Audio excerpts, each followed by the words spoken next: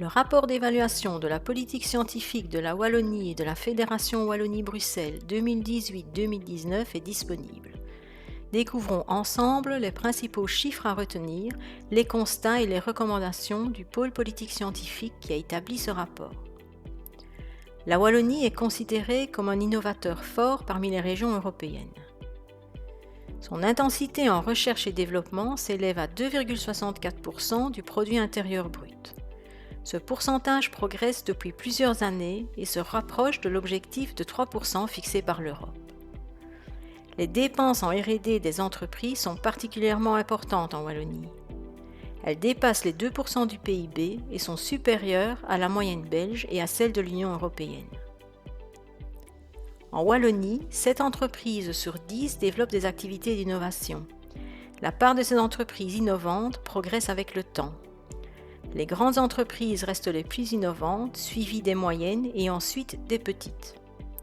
Malgré ces tendances positives, l'impact des activités de recherche et d'innovation sur l'économie régionale reste encore trop faible.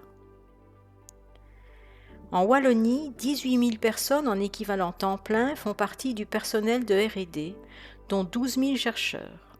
Cela représente 1,4% de l'emploi total wallon. Si l'on regarde la situation par secteur, 66% du personnel de R&D travaille en entreprise, 32% dans l'enseignement supérieur et 2% au sein des pouvoirs publics. La population wallonne présente un bon niveau de formation. 38% de la population de 25 à 64 ans et 41,5% de la population de 30 à 34 ans ont suivi des études supérieures. Toutefois, il faut rester attentif, car ces taux ne progressent plus ces dernières années, alors que la moyenne européenne connaît une progression constante. Un point d'inquiétude pour l'avenir du système de RDI wallon est le faible nombre de nouveaux diplômés dans les filières STEM, c'est-à-dire les études techniques et scientifiques au sens large. En Fédération Wallonie-Bruxelles, en 2017, ce pourcentage est de 14% du total des nouveaux diplômés de l'enseignement supérieur, ce qui est particulièrement bas en comparaison à la moyenne européenne et aux performances de nos voisins, où l'on atteint des chiffres autour de 25%. Dans le cadre de l'évaluation menée sur base de l'analyse des chiffres, on constate que le système wallon de RDI présente 4 forces et 4 faiblesses. Les forces sont l'intensité de R&D, le caractère innovant des entreprises, le taux d'innovation technologique et le niveau de formation. Les faiblesses consistent dans les dépenses publiques de R&D, l'impact des secteurs sur l'activité économique, le taux d'innovation non technologique et le nombre de nouveaux diplômés en STEM. Sur base des constats et de l'évaluation, le pôle politique scientifique formule 7 recommandations pour renforcer la position de la Wallonie en matière de RDI.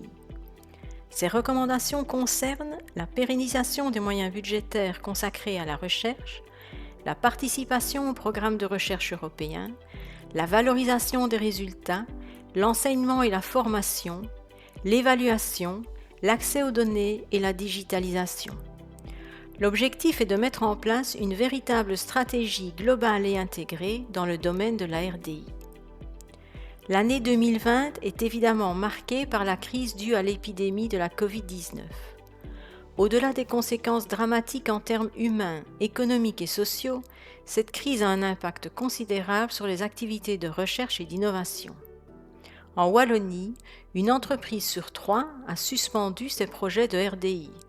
Plus globalement, l'ensemble des acteurs de la recherche sont touchés.